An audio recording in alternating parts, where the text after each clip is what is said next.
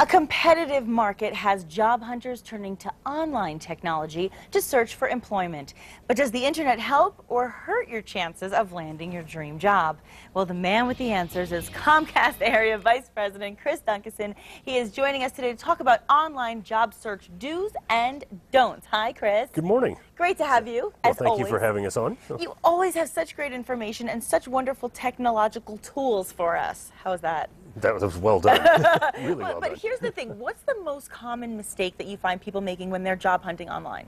I think the most common mistake is people apply for multiple positions using the same approach, same resume, same cover letter, because it's really easy to hit submit and blanket application. Right. And you need to make sure that your resume fits the job you're applying for and make sure that you're tailoring it that way. That's a really good point because, you know, to save time, people will just mass mail. Yep, That's it. exactly. So that's a good point. So now, how can online jobs then, or the job hunters basically, set themselves apart from other applicants? So if they're applying for one job or the other, what makes them unique? What makes them stand out? Well, one of the easiest things you can do is look at the job posting itself, take some of the verbiage from that, put it in your top paragraph of your cover letter and your resume.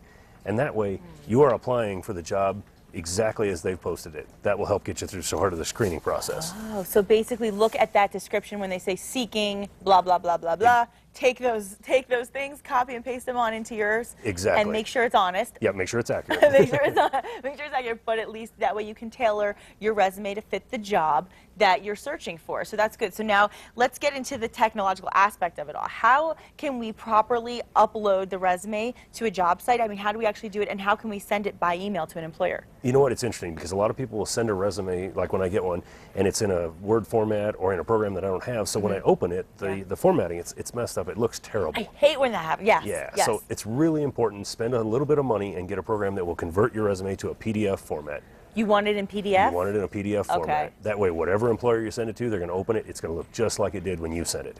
Does that apply to things like if you're doing on Facebook or LinkedIn or all of these different sites where you want to show your previous work in your resume, and you take your original document and you put it on and it totally screws up the format? So could you do that the same way? A lot of sites you can. A lot of sites you can actually upload a PDF resume, and LinkedIn is one of them. That's a great way to get your information out and make sure it's in a format that you want people to see it in. Exactly. Do you have a preference as far as formatting goes? Do you think there's one way that's better than another? Yeah, I always like to start with your basic information at the top, and then right below that is your career objective, and that's where you need to put in what that job is looking for. Okay. That way you'll tie it into the job you're applying for. Good point. Now, can you explain basically what happens once the resume is submitted to a corporate website, and who's on the other end? Who's the one that's actually reading it, and how do they determine if the person makes the cut?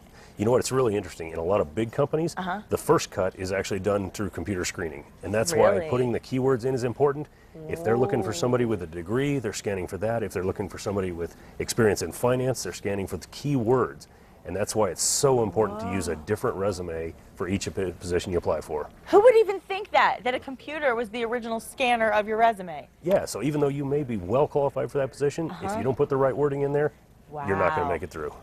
That's imperative information. I don't think anybody would have realized that. And I've also heard that many employers go straight to Facebook. Like I'm mentioning, they want to see what the applicants are up to there. They want to see what's happening in their personal lives and what they should be posting, what they shouldn't be posting, and what they are posting. How do we know what we should do? You know what? It's really a pretty easy rule. If it's something you're comfortable with your mother seeing, put it on Facebook. If not, spring break pictures, political opinions, you may not be comfortable with your mom seeing those or your future boss seeing those. It's funny, because I had a profile picture and my mother texted me the whole day, "Get that picture off. You look too sexy in your profile picture. I don't like it. Change it now."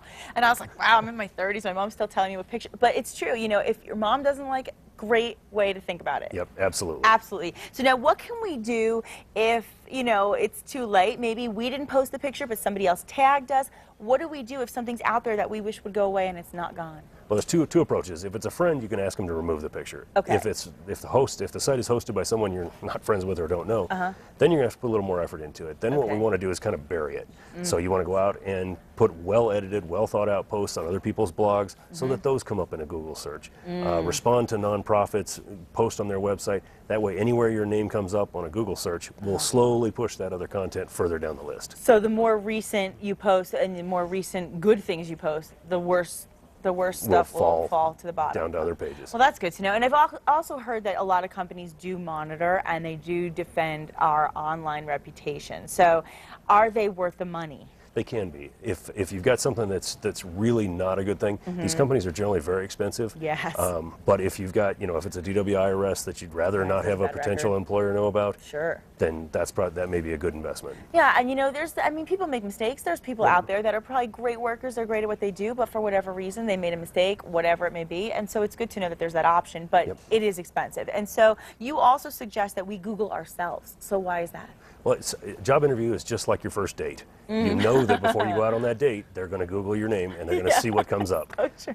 So whatever comes up on those first 2 pages, that's what your future employer is going to see. So make sure that you know, and even if it's not particularly something you're proud of, then at least you're prepared to talk about it. Exactly. You know it's there. And you say that there are also some social networks that can actually help us find a job. Would LinkedIn be one of those? LinkedIn is a great example of that. LinkedIn allows you to get to your friends and your friends' contacts. And that way you can reach out to people either in the company you're looking at or the industry you're looking at. Yes. And really learn more in advance of your interview. It's a much more professional site. It's not as much about your personal life. Exactly. So it's nice to have that. Are there any others that you'd recommend? Or you know what? We've all heard of like Monster.com and some of the big job boards. It's worth looking through those and using those to network out. And then really LinkedIn is the key to getting connections within the company. Good to know. And where can our viewers go for more information about Comcast products and services? You can give us a call at 888-COMCAST or come to any of our service centers across the state and we'll be happy to help you out.